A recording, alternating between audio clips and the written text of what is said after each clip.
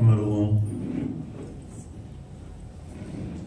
ஆண்டவராகிய இயேசு கிறிஸ்துவின் ஈவுடைய நாமத்தில் உங்கள் அனைவருக்கும் அன்பின் வாழ்த்துதலை நான் தெரிவிக்கிறேன். இம்மட்டுமாய் தேவன் நம்மை வழி நடத்தி வந்தார். தேவாதி தேவனை நாம் துதிப்போம், ஸ்தோத்திரிப்போம். இந்த நாளுக்காக நான் ஆண்டவருக்கு நன்றி செலுத்துகிறேன். நான் தொடர்ச்சியாக ஒவ்வொரு நாளும் அதிகாலையில் சிலுவை கடுத்த ஒரு வசனத்தை வாசித்து அதை தொடர்ந்து தொடர் தியானத்தில் நாம் கடந்து செல்வதை வழக்கமாய் வைத்திருக்கிறோம். இன்றைக்கு கொலோசியரின் புஸ்தகம் 2ஆம் அதிகாரம் 14ஆம் வசனம். கொலோசியர் 2:14.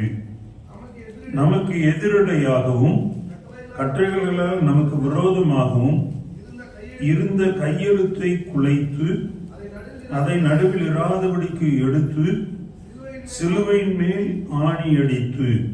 ஆண்டவர் சிலுவையின் மேல் செய்த ஒரு காரியத்தை இங்கே அப்போஸ்தலன் எழுதுகிறார்.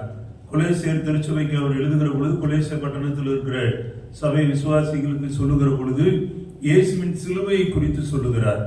இயேசுவின் சிலுவையில என்ன நடந்தது என்பதை பற்றி சொல்லுகிறார். இயேசு சிலுவையிலே துரைத்தனங்களையும் அதிகாரங்களையும் நமக்கு விரோதமாக இருந்த கையெழுத்தையும் குலைத்து அதை நடுவில் இராதபடிக்கு எடுத்து சிலுவையின் மேலே ஆணி அடித்தார். கட்டளைகள் என்பது பல நிலைகளிலே நியாயப்பிரமாணம் என்பதன் மூலமாக கொடுக்கப்பட்டு அது இஸ்ரவேல் மக்களை பாவம் செய்ய வழி நடத்தினது. கட்டளைகள் வந்த பொழுதுதான் பாவம் என்ன என்பது மக்களுக்கு தெரிய ஆரம்பித்தது. நியாயப்பிரமாணம் ஒரு மனிதனை பரிசுத்தமாக்குவதற்கு அல்ல, ஒரு மனிதனை குற்றவாளி என்று தீர்ப்பதற்காகவே கொடுக்கப்பட்டிருந்தது. இந்த கட்டளைகள் எல்லாவற்றையும் ஆண்டவராகிய இயேசு சிலுவையிலே ஆணி அறைந்தார், சிலுவையிலே ஆணி அடித்தார் என்று சொல்லப்படுகிறது.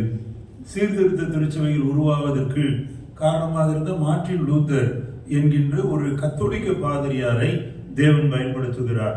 கத்தோலிக்க முறையின்படி பரிசுத்தம் என்பது, நீதிமானாக்கப்படுவது என்பது தங்களுடைய பிரயாசத்தினாலே உண்டாகும். தாங்கள் தங்கள் பாவங்களை, தங்கள் சரீரங்களை சுமக்கலாம். பாவங்களை அவர்கள் பெனன்ஸ் என்று சொல்லுவார்கள். பாவத்துக்குரிய பரிகாரமாக அவர்கள் ஒரு தொகையை செலுத்தி பாவ மன்னிப்பு சீட்டை எழுதி அதை கொடுத்து பகதரிடத்திலிருந்து பாவ மன்னிப்பு சீட்டு பிரதியை அவர்கள் பெற்றுக்கொண்டால் பாவம் மன்னிக்கப்பட்டது என்று சொல்லுவார்கள். கத்தோலிக்க அருட்தந்தையரிடத்தில் போய் பாவத்தை அறிக்கை செய்தால் அந்த பாவ நிவர்த்தி செய்யப்படுகிறது என்று சொல்லுவார்கள். பல காரியங்களை அவர்கள் செய்தால் நடக்கும், செய்வதனால் பரிசுத்தம் என்று சொன்ன அந்த நாட்களில் அங்கே இருந்த ஒரு கத்தோலிக்க பாதிரியார் மார்ட்டின் லூத்தர் தேவ வசனத்தினாலே ஈர்க்கப்பட்டு அவர் சொல்கிறார், விசுவாசத்தினாலே தான் நாம் ரட்சிக்கப்பட முடியும், விசுவாசத்தினாலே நீதிமான் பிழைப்பான் என்கிற வசனம் அவருடைய கண்களில் படுகிறது. அது ரோமர் நிருபத்திலிருந்து அதை படித்து அவருடைய கண்களில் ஒரு வெளிச்சம் வருகிறது. விசுவாசத்தினாலே நீதிமானாக்கப்பட முடியும். இதை குறித்து சபைகளை பிரசங்கிக்கிறார், பேசுகிறார். பேசுகின்ற அந்த செய்தியை அவர் கட்டளைகளாக எழுதுகிறார். எழுதி விட்டன்பர்க்ஸ் என்கின்ற நகரத்தில் இருந்த தேவ ஆலயத்தின் வாசலிலே அதை அவர் ஆணி அடித்து மாட்டுகிறார். என்ன மாட்டுகிறார் என்றால், நீங்கள் உங்களுடைய பிரயாசத்தினால் ரட்சிக்கப்பட முடியாது, கிருபையினாலே தான் ரட்சிக்கப்பட முடியும் என்று சீர்திருத்த திருச்சபைகளுக்குரிய சட்ட திட்டங்களை அவர் வகுத்து அந்த விட்டன்பர்க்ஸ் ஆலயத்தில் அதை அவர் மாட்டி வைக்கிறார். அதே போலதான் ஆண்டவராக இயேசு சிலுவையில நமக்கு விரோதமாக இருந்த கட்டளை, நமக்கு விரோதமாக இருந்த கையெழுத்து, நமக்கு விரோதமாக இருந்த துரைத்தனங்கள், நமக்கு விரோதமாய் போராடி கொண்டிருந்த வானமண்டலத்தின் பொல்லாத சேனைகளின் கிரியை, இவை யாவற்றையும் அவர் குலைத்து நம் நடுவிலிருந்து எடுத்து சிலுவையிலே ஆணி அடித்தார். ஆமென், அல்லேலூயா.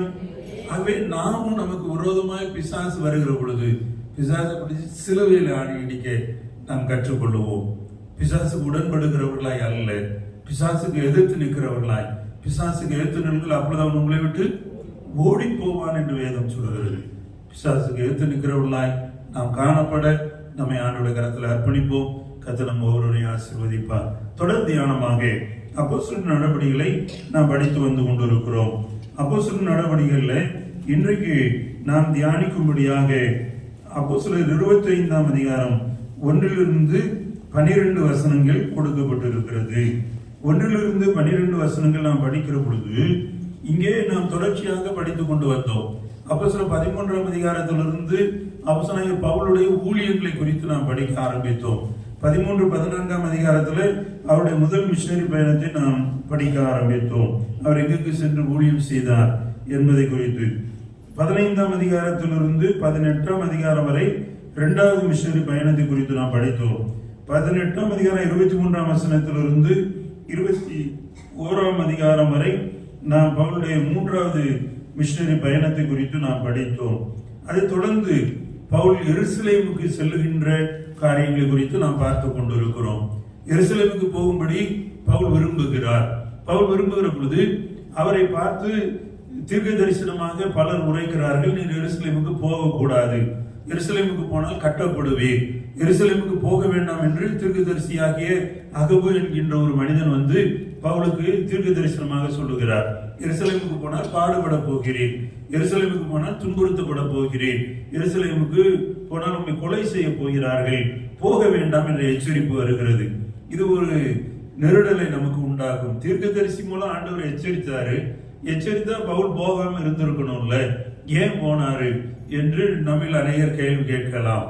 ஆனால் பவுல் என்ன சொல்லுகிறார், நான் எருசலேமிலே பாடுபட வேண்டும் என்பதை கர்த்தருடைய ஆவியானவர் எனக்கு கிராமங்கள் தோறும் பட்டணங்கள் தோறும் நான் ஊழியம் செய்கிற பொழுது அதை சொல்லிக் கொண்டு இருக்கிறார். நான் இதற்காக நான் தெரிந்து கொள்ளப்பட்டவன், ஆகவே நான் செல்ல வேண்டும் என்று பவுல் தீர்மானமாய் சொல்லுகிறார். நீங்கள் அழுது என்னுடைய இருதயத்தை கரைந்து போக பண்ண வேண்டாம், நான் போக வேண்டும், மரிப்பதற்கும் கிறிஸ்துவுக்காக சுவிசேஷத்திற்காக மரிப்பதற்கும் ஆயத்தமா இருக்கிறேன் என்று பவுல் சொல்லி புறப்படுகிறார். அவர் எருசலேமுக்குள்ளே போகிற பொழுது எருசலேம் யூதர்கள் சொல்றாங்க, நீர் விருத்த சேதனத்துக்கு எதிரானவர், யூத நடைமுறைக்கு எதிரானவர் என்று உண்மையில குற்றம் சாட்டுறாங்களே, ஆகவே நீர் இப்பொழுது வந்திருக்கிறீர், இங்கே பாவ சுத்திகரிப்பு செய்வதற்கு ஒரு 4 பேர் ரெடியா இருக்காங்க, இந்த 4 பேரை கூப்பிட்டு நீர் எருசலேம் ஆலயத்துக்குள்ள போய் சுத்திகரிப்பின் முறைமையை செய்து பலி செலுத்தி விட்டு வாரும் என்று யூதர்கள் கேட்கிறார்கள். ஆகவே இவர் யூதர்கள் சொல்றது நல்லதா தெரியுதுன்னு இவர் ஒத்துக்கொண்டு அந்த 4 பேரையும் அழைத்து கொண்டு ஆலயத்துக்குள்ளே போகிறார். எருசலேம் ஆலயத்துக்குள்ள போய் 7 நாட்கள் உள்ளே இருந்து அந்த சுத்திகரிப்பின் ஜெபங்களையும் முறைமைகளையும் அவர்கள் செய்கிறார்கள். பலி செலுத்த வேண்டிய நாளுக்கு முந்தின நாள்ல இவர்கள் சுத்திகரிப்பின் முறைமையை நிறைவேற்றி கொண்டிருக்கும் பொழுது பட்டணம் முழுவதும் கலவரம் உண்டாகிறது. யூதர்கள் வெளியிலிருந்து வந்தவர்கள், மற்ற யூதேயாவிலிருந்து வந்தவர்கள், எருசலேமுக்கு பாஸ்காவுக்காக வந்த யூதர்கள் எல்லாரும் கலவரம் செய்கிறார்கள். பவுலுக்கு விரோதமாய் பேசுகிறார்கள், பவுலுக்கு விரோதமாய் குற்றச்சாட்டுகளை சொல்லுகிறார்கள். சொல்லி பவுலை அவர்கள் முற்றுகையிட முற்படுகிற பொழுது அங்கே தேசாதிபதி ஆகிய ஒரு சேனை தலைவன் தன்னுடைய இராணுவத்தோடு உள்ளே வந்து பவுலை ஒரு நடுவிலிருந்து மீட்டு பவுலை அவர் பத்திரமாக அழைத்து கொண்டு போகிறார். அழைத்து கொண்டு போகிற பொழுது ஒரு படிக்கட்டுல மேலே போகிற பொழுது அந்த படியில நின்று பவுல் பிரசங்கம் பண்ணுகிறார். பிரசங்கம் பண்ணுகிறதை மக்கள் கேட்கிறார்கள். அதன் பின்பு அங்கே இருக்கின்ற அதிகாரியாகிய பெலிக்ஸ் என்பவரிடத்துல பவுலை அழைத்து கொண்டு சொல்லுகிறார்கள். பெலிக்ஸ் என்பவர் அந்த பட்டணத்தின் யூதேயாவின் கவர்னராக இருக்கிறார். யூதேயாவின் கவர்னராக பெலிக்ஸ் இருக்கிறார். பெலிக்ஸ் இடத்துல போறாங்க. இந்த பெலிக்ஸை குறித்து ஒரு காரியங்களை நாம் அறிந்து கொள்ள வேண்டும். இந்த பெலிக்ஸ் ஒரு அடிமையாக இருந்து அவன் தன்னோடு இருந்த எஜமானர்களை பயன்படுத்தி அவன் அதிகாரியாக மாறினவன். அப்படின்னா எப்படின்னா, இவன் குறுக்கு வழியில அதிகாரத்துக்கு வந்தவன். இந்த பெலிக்ஸ் என்பவன் ரொம்ப தேறின திறமைசாலி அல்ல, இவன் பணத்திற்காக யாவையும் செய்கிறவனாய் இருக்கிறான். இந்த பெலிக்ஸ் இடத்துல இயேசுவை கொண்டு வந்து பவுலை கொண்டு வந்து விடுகிறார்கள். பவுல் பெலிக்ஸ் இடத்துல வந்த பொழுது பெலிக்ஸ் பவுல் இடத்துல நிறைய கேள்விகளை கேட்கிறார். பெலிக்ஸும் நேற்றைய தினத்தில் பார்த்தோம், பெலிக்ஸும் அவனுடைய மனைவியாகிய துருசில்லாலும் பவுலோடு கூட நிறைய நேரம் பேசிக் கொண்டிருக்கிறார்கள். 2 வருடங்கள் பவுலை அங்கே காவலில் வைக்கிறார்கள். 2 வருடம் இந்த பெலிக்ஸும் துருசில்லாவும் வந்து பேசுகிறார்கள். இந்த பெலிக்ஸ் அடிமைத்தனத்திலிருந்து வந்ததுனால இந்த பெலிக்ஸுடைய மைண்ட் எல்லாம் அடிமை மென்டாலிட்டியில இருக்கு. அநேக நேரங்களில் நமக்கு அப்படி ஒரு சில நேரங்கள் தோன்றும். அடிமை மென்டாலிட்டிலேயே நாம் செயல்படுவது நம்முடைய வழக்கமாக மாறிவிடும். ஏனென்றால் நம்முடைய முற்பிதாக்கள் அப்படி அடிமைகளாய் இருந்து வந்தவர்கள்.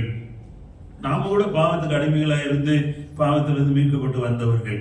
இந்த அடிமை மென்டாலிட்டியில தான் இந்த பெலிக்ஸ் செயல்படுகிறான்.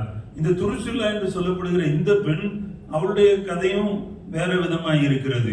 அவளும் தவறான வழிமுறைகளிலே தான் இந்த பெலிக்ஸை அவள் தன்வசப்படுத்திக் கொள்ளுகிறார்.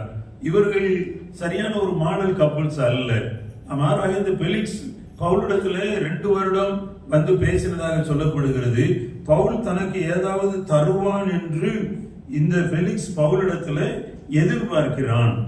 ஏதாவது பணம் பவுல் தருவாரு, பவுலை விடுதலை பண்ணிடலாம்னு எதிர்பார்க்கிறான். இந்த பெலிக்ஸை வந்து ராயன் இப்பொழுது மாற்றுகிறார். இந்த பெலிக்ஸ் சரியில்லை என்கின்ற கம்ப்ளைண்ட் ராயருக்கு போனதுனால ரோம அதிபதி அவனை மாற்றுகிறார்.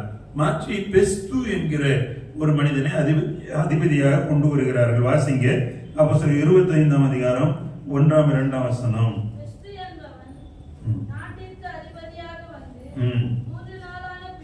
3 நாளான பின்பு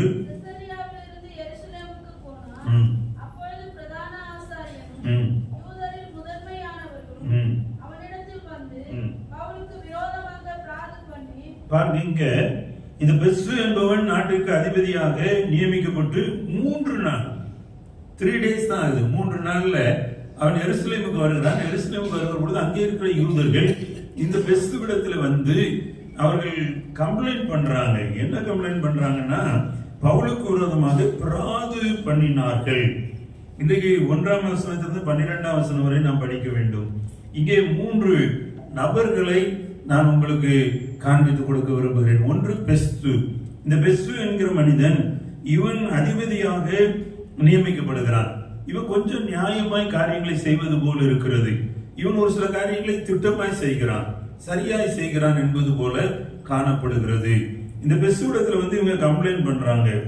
பெஸ்துவிடத்துல வந்து அவங்க சொல்றாங்க, நீர் அவனை எருசலேமுக்கு நீர் அவனை கூட்டு போனான், நாங்க அவனை கொலை செய்து விடுவோம் என்கிற தங்களுடைய எண்ணத்தை, மறைந்திருக்கிற எண்ணத்தை பெஸ்துவிட்ட தெரியப்படுத்துறாங்க. அதை அறிந்து கொண்ட பெஸ்து பவுலை செசரியாவிலே காவல் பண்ணி இருக்கிறதே, நான் அங்க வர்றேன், நீங்க அங்க வந்து அவனுக்கு விரோதமான குற்றச்சாட்டை சொல்லுங்கள் என்று சொல்லி அவனும் திரும்ப 10 நாள் அவர்களோடு இருந்து விட்டு அவன் செசரியாவுக்கு வருகிறான். வந்து மறுநாளிலே அவன் நியாயாசனத்துல உட்காருகிறான். பெஸ்து அங்கே உட்காருகிற பொழுது பவுலை கொண்டு வரும்படி அவன் கட்டளையிடுகிறான். 7ஆம் வசனத்தை வாசிக்கிறேன். இங்கே நாம் யூதர்களை பார்க்கிறோம். அங்க அவன் வந்த போது எருசலேமில் இருந்து வந்த யூதர்கள் 25ஆம் அதிகாரம் 7ஆம் வசனம். அவன் வந்தபோது எருசலேமில் இருந்து வந்த யூதர்கள் அவனை சூழ்ந்து நின்று தங்களால் ரூபிக்க கூடாத அநேக கொடிய குற்றங்களை அவன் மேல் சாட்டினார்கள். அதற்கு அவன் உத்தரவாக, நான் யூதருடைய வேத பிரமாணத்துக்காகிலும் தேவாலயத்துக்காகிலும் ராயருக்காகிலும் சொன்னான். அப்பொழுது பெஸ்து யூதருக்கு தயவு செய்ய மனதாய் பவுலை நோக்கி, நீ எருசலேமுக்கு போய் அவ்விடத்தில் இந்த காரியங்களை குறித்து எனக்கு முன்பாக நியாயம் விசாரிக்கப்படும்படி உனக்கு சம்மதியா என்றான். அதற்கு பவுல், நான் ராயருடைய நியாயசனத்துக்கு முன்பாக நிற்கிறேன். இங்கே என்ன நடைபெறுகிறது என்றால், இந்த பெஸ்து வருகிற பொழுது, இந்த அதிபதி வருகிற பொழுது, யூதேயாவின் அதிபதியாக பெஸ்து வருகிற பொழுது, பெஸ்துவிடத்துல அநேக யூதர்கள் வந்து கம்ப்ளைண்ட் பண்றாங்க.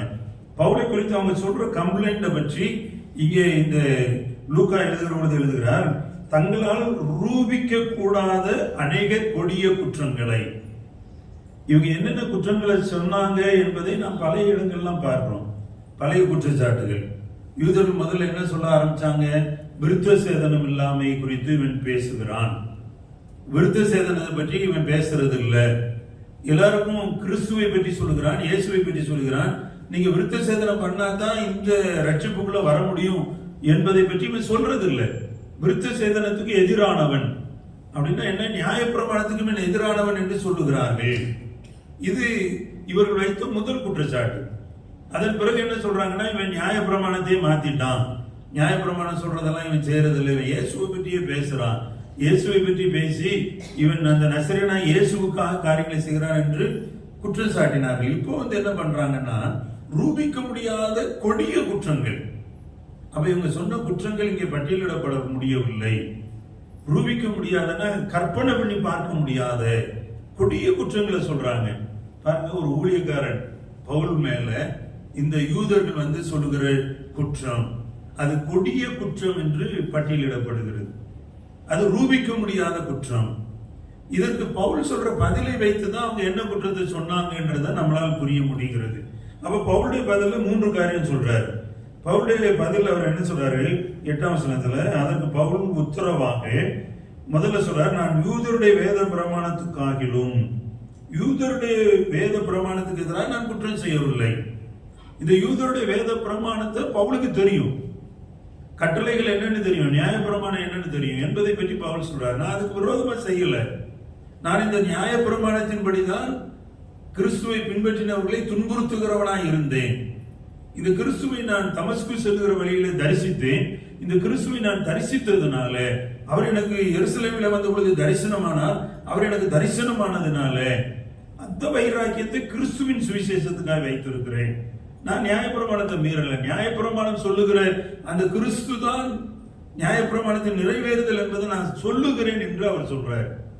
பவுலுடைய பிரசங்கம் எல்லாமே கிறிஸ்து நியாயப்பிரமாணத்தின் நிறைவேறுதல் என்பதை உள்ளடக்கியதா இருக்கிறது என்பதை பெஸ்துவுக்கு அறிவிக்கிறார்.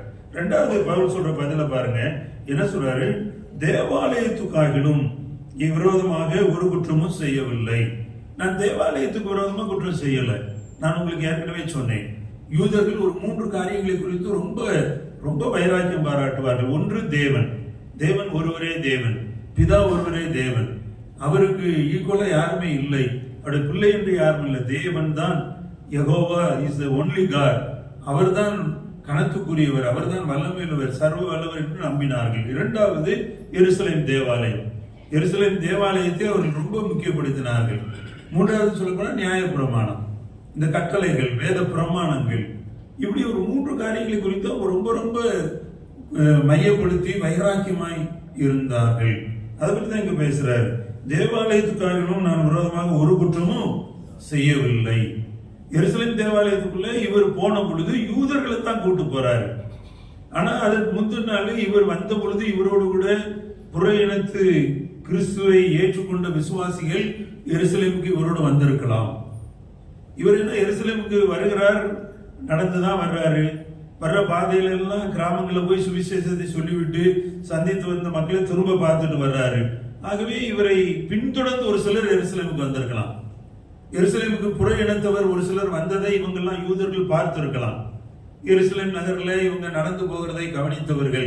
இவன் தேவாலயத்துக்குள்ள யூதர்கள் மட்டும்தான் போக முடியும், யூதர்கள் மட்டும்தான், ஆண்கள் மட்டும்தான் போக முடியும், பெண்கள் உள்ளே அனுமதி கிடையாது. அதான் யூதருடைய சினகாக, யூதருடைய தேவாலயத்தில் அவங்க பின்பற்றின வழிமுறை. ஆகவே இவர் அந்த புற இனத்துல ரட்சிக்கப்பட்டு வந்தவங்களையும் கூட்டு போயிட்டாரு, தேவாலயத்தை தீட்டுப்படுத்தி விட்டார் என்று இவர் மேல கம்ப்ளைண்ட். ஆகவே இவர் சொல்றாரு, நான் தேவாலயத்துக்கு விரோதமா ஒன்றும் பண்ணவில்லை. 3வது என்ன சொல்றாரு பாருங்க, அவர் சொல்றாரு, ராயனுக்காகிலும் விரோதமாக ஒரு குற்றமும் செய்யவில்லை. ராயன் என்பது ரோம தளபதி, அவர் ரோம பேரரசர். அவர் இந்த ராயனுக்கு விரோதமா யாருமே பேச முடியாது. நான் ராயனுக்கு விரோதமாக எதுவுமே செய்யவில்லை என்பதை குறித்து அவர் பேசுகிறார். ராயன் தான் ரோமன் எம்பையர், ரோம பேரரசன் அவர் தான். அவருக்கு விரோதமா நான் பேசல. அவருக்கு விரோதமாய் ஏதாவது காரியங்களை செய்திருந்தால் அது பெரிய குற்றம் என்பதை நான் அறிந்திருக்கிறேன், நான் செய்யவில்லை என்பதை பற்றி பேசுகிறார். இப்போ பெஸ்ட் என்ன கேட்கிறாருன்னா, நான் செசரியால இருந்து எருசலேம்ல வந்து நான் நியாயாசனத்துல உட்காருகிற பொழுது, நான் நியாயம் விசாரிக்கிற பொழுது நீ அங்கே வந்து நியாயம் விசாரிக்கப்பட விரும்புகிறாயா? அப்ப இவர் சொல்றாரு, நான் ராயனுக்கு அபயம் எடுக்கிறேன். பேரரசர் ராயனை பார்க்கணும், அகிரிப்பா ராஜாவை நான் பார்க்க வேண்டும். இவருடைய எண்ணெல்லாம் ரோம எம்பையரை பார்க்கறதுக்காக, ரோம அதிபதியை பார்ப்பதற்காக இருக்கிறது. ஏன் தெரியுமா? ஆண்டவர் இவரை அழைத்து கொடுத்து சொன்னார், நீ ராஜாக்களுக்கு சுவிசேஷத்தை அறிவிப்பாய். ரோம பேரரசரை பார்த்து சுவிசேஷம் சொல்லணும். இவருக்கு நன்றாய் தெரியும், எருசலேமிலே இவர் துன்புறுத்தப்பட்டு கொலை செய்யப்பட்டு விடுவார். ஆனா அதுக்கு முன்னாடி ரோமுக்கு இவர் போகிறது ஒரு ஆசையா இருக்கு. ரோம்ல தான் ரோம பேரரசர் இருக்கிறார். ஆகவே ரோமாபுரிக்கு செல்ல வேண்டும் என்பதை மனதிலே கொண்டு பெஸ்துவிடத்தில் சொல்கிறார், நான் ராயனுக்கு அபயம் எடுக்கிறேன். ராயனுக்கு அபயம் எடுக்கிறேன் என்று சொன்ன உடனே பெஸ்து சொல்லுகிறார், அப்படி என்றால் நீ ராயனிடத்துல போறதுக்கு நான் உனக்கு ஏற்பாடுகளை செய்கிறேன். அதை தொடர்ந்து இந்த பெஸ்ட் ராயன் இடத்திற்கு பவுலை அனுப்பி வைக்கிறார். ராயன் இடத்திற்கு பவுல் அனுப்பப்படுகிறார். அவர் போகும்படியான உத்தரவு அவருக்கு கிடைக்கிறது. 2ஆம் வசனத்தில் வாசிங்க. அப்பொழுது பெஸ்து தன் ஆலோசனைக்காரருடனே ஆலோசித்து, நீ ராயருக்கு அபயமிட்டாயே, ராயரிடத்திற்கே போக கடவா என்று உத்தரவு சொன்னான். இப்ப ராயன் இடத்துல போறதுக்கு உத்தரவு கிடைக்கிறது. நேற்று நாம் படிச்சுள்ள நடுராத்திரியில கர்த்தர் வந்து நின்று சொன்னார், நீ எருசலேமுக்கு வந்த மாதிரி ரோமாபுரிக்கு உன்னை நான் அழைத்து செல்லுவேன், அங்கே நீ ராயனுக்கு சுவிசேஷத்தை அறிவிப்பாய். அந்த காரியம் ஆண்டவருடைய சித்தமாய் பவுலுடைய வாழ்க்கையில செயல்பட்டது. இன்றைக்கு இந்த குருத்தோலை ஞாயிறுல நாம் நம்முடைய கிராமத்துக்கு சுவிசேஷத்தை அறிவிக்க போகிறோம். ஆமென், அல்லேலூயா. இது ஒரு உன்னதமான காரியம். இன்றைக்கு தெருக்கல்ல நாம் போகிற பொழுது கைப்பிரதிகளை பக்கத்தில் இருக்கிறோம் கொடுக்கிறப்போ, நமக்கு தெரிந்தவர்கள், நம் ஊரில் வசிப்பவர்கள், அவங்கள பார்த்து ஒரு சிரித்த முகத்தோடு சொல்லுங்க, இயேசு உங்களை நேசிக்கிறார். ஆமென், இயேசு உங்களை நேசிக்கிறார். இந்த இயேசு ஜீவிக்கிறார் என்கிறதை சொல்லும்படி சொல்லுகிறோம். ஆகவே ஜெபத்தோடு இந்த காரியங்களை நாம் செய்கிற பொழுது கர்த்தருடைய ஆவியானவர் செயல்படுவார். பவுல் எந்த எருசலேமிலே கொடிகட்டி பறந்தாரோ அதே எருசலேமில் இன்றைக்கு கைதியாக கட்டி இழுக்கப்பட்டு எருசலேமிலே யூதர்கள் பலர் கூடி அவரை பாடுகளுக்கு உட்படுத்துகிறார்கள். அவற்றின் நடுவிலும் இந்த சுவிசேஷத்தை அறிவிக்க அவர் வெட்கப்படாமல், இந்த சுவிசேஷத்தை அறிவிக்க தைரியம் கொண்டு அவர் முழு பலத்தோடு ராயனுக்கு நான் சென்று இந்த சுவிசேஷத்தை சொல்ல வேண்டும் என்று தன்னை அர்ப்பணித்து நிற்கிறார். நாமும் அப்படி நம்மை அர்ப்பணித்து இந்த இடத்தை விட்டு கடந்து செல்வோம். இந்த நாள் நமக்கு ஆசீர்வாத நாளாய் மாறட்டும். ஆண்டவருடைய நற்செய்தி அறிவிக்கிற நாளாய் மாறட்டும். இயேசு இன்றைக்கு ஜீவிக்கிறார் என்பதை சொல்லுகிற நாளாய் மாறட்டும். இயேசு என்னை மீட்டார், உங்களையும் நேசிக்கிறார் என்று சொல்லுகிற நாளாய் மாறட்டும். அப்படியே கண்களை மூடி ஒப்பு கொடுப்போமா? அன்பின் பரலோக தகப்பனே, இந்த ஆசீர்வதிக்கப்பட்ட நல்ல அதிகாலை தியானத்திற்காக நன்றி செலுத்துகிறோம். நாங்கள் அப்போஸ்தலனாகிய பவுலுடைய வாழ்க்கையை அப்போஸ்தலர் நடவடிக்கைகளிலிருந்து படிக்கிறோம். ஆதி திருச்சபையின் நடவடிக்கைகளை நாங்கள் படித்து அறிந்து கொள்கிறோம். அந்த திருச்சபையில் முதலாவது நடந்த காரியங்கள் இன்றைக்கு எங்களுடைய சபைகளில் நடக்கிற காரியங்களோடு ஒத்து போகிறதை பார்த்து வியந்து உமக்கு நன்றி செலுத்துகிறோம். முதல் நூற்றாண்டில் காணப்பட்ட அந்த திருச்சபையின் ஒவ்வொரு நடப்பிப்பும் இன்றைக்கு எங்களுடைய திருச்சபையில நடந்து வருகிறதை எண்ணி உமக்கு நன்றி செலுத்துகிறோம். எங்களுடைய இந்த நாள் ஆசீர்வாத நாளாக இருக்கட்டும். இந்த நாளின் பவனிகளை ஆசீர்வதிங்க. இந்த நாளின் எங்களுடைய நற்செய்தி அறிவிப்பை எங்களுக்கு ஆசீர்வாதமாக்கி தாங்க. தைரியத்தோடு நாங்கள் போய் மக்களுக்கு சுவிசேஷத்தை அறிவிக்க எங்களுக்கு கிருபைதாங்க. இந்த செய்தியை கேட்கிறவங்களுக்கு ஒவ்வொருவரையும் ஆசீர்வதியும். இயேசுவின் நல்ல நாமத்தில் ஜெபிக்கிறோம் பிதாவே, ஆமென்.